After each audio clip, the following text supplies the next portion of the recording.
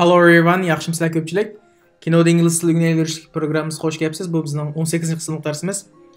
Bu qismlik darsimizda biz Forrest Gump degan kinoda ingliz tilimiz. Bu 94-yil chiqqan kino bu, deymi bu, belki taniqli kino bu. Buningga Tom Hanks rol olgan. Forrest Gump, bu kinoning ismi Forrest Gump. Mush odamning ismi kinoda rol olgan. Forrest Gump bo'lg'achqa bu shunga Forrest Gump deb atsak bo'ladi, uni tarjima qilsakmi? Adatda bular kino qo'ygan chog'da beklam oddiylan ba'zida masalan shu personajning ismi bilan qo'ydi, Forrest Gump, ondan keyin Salt degandek. Yani unda esa degan uyemekchi bo'lgan tunji so'zga ekran qaranglar. Now it used to be I ran to get where I was going. Yan biranlar. Now it used to be I ran to get where I was going.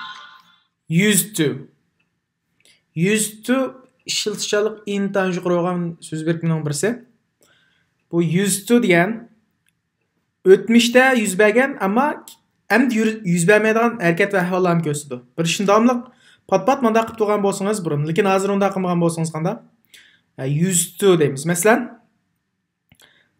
burun pat-pat naqsh o'qiydigan bo'lsangiz, lekin hozir o'qimaydigan bo'lsangiz qanday? I used to sing deymiz. Men burun pat-pat naqsh o'qiydim, men burun naqsh o'qiydim degan gap. Hozir qilmayman demak, I used to.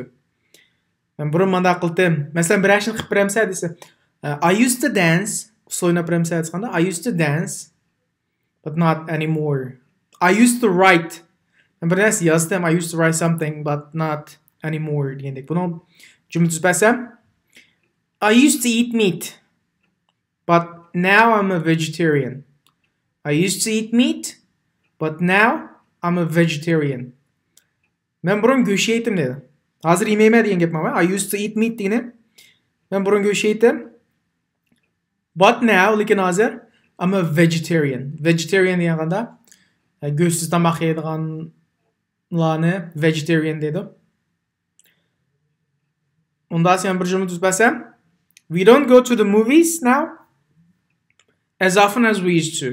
We don't go to the movies now as often as we used to. Biz burunqidek ko'p kino bormaymiz dedi.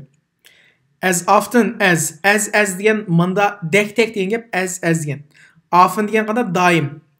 As often as we used to degani biz burunqidek doim bormaydigan bo'ldik demakchi kinoga hozir. We don't go to the movies now as often as we used to. Used to. Onun degan bir qistirib qo'ygan bir narsa. Ma bu use degan qanaqa fe'lning o'tgan zaman shaklida. Cho'ma used to. Bu yerda be fe'l bilan masalan I am used to bo'lib qolsa, she is used to keyiniga be fe'l kelib qolganda u vaqtda ko'nmak deb ma'no chiqadi. Deb qo'llanlar. Masalan I am used to it. Men ko'ndim deymiz, I'm used to it. Are you used to it? Sen ko'nib qoldingmi? I'm used to it.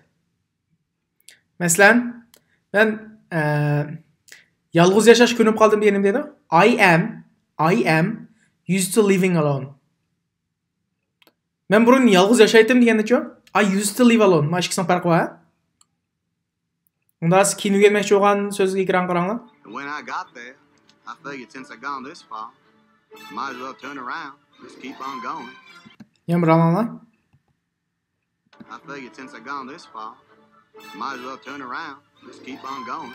Keep on. Ma'lum bir ishni qanday davomlashtirmoq.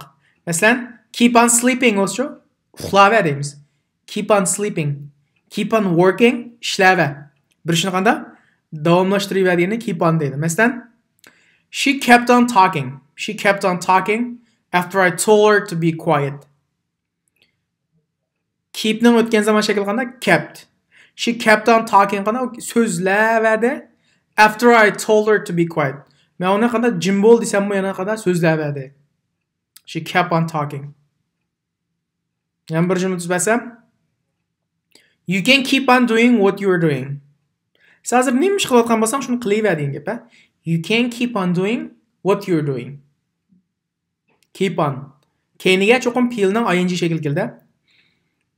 Keep on studying, keep on learning, keep on sleeping, keep on working.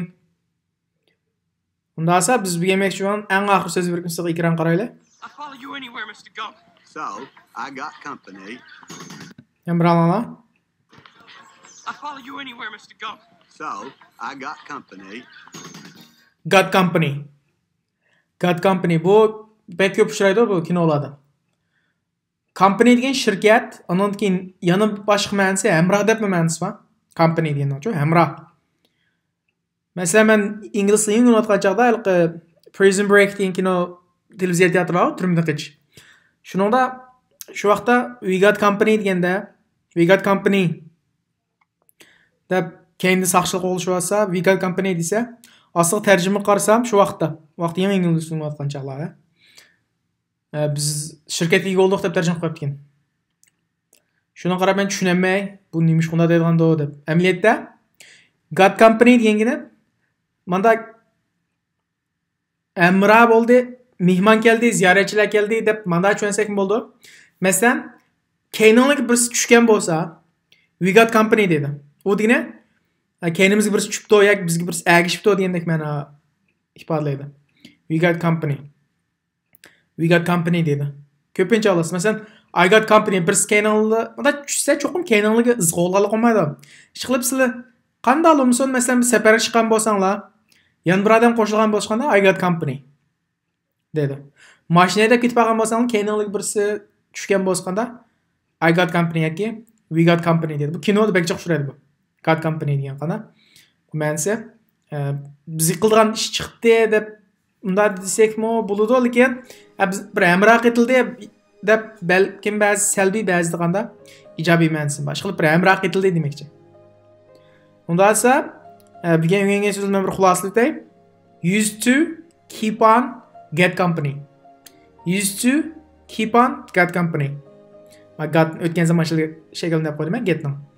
Get Company qana amra yoki shu bizga bir agashdik amra chiqdi demoqchi. Keep on doing something. Bir narsani davomlashtirib qilmoq. Keep onning keyingi cho'qim feelning ing shakli. Learning, eating, drinking degandek. Used to degan qanda ish qil. Diqqat qilgan bir yo'q. Ish qil ma'nosi yo'q. Used to degan qanda burun ma'lum bir ish qilgan, lekin hozir qilmaydigan. Agar oldiga be kelsa am is are degandek. Ko'ngan bo'ladi. Dastur bu yangi darsimizning shu yergacha. Cho'lmen.uz asosiy savol shakli qoldirib qo'ysam bo'ldi. Rahmat.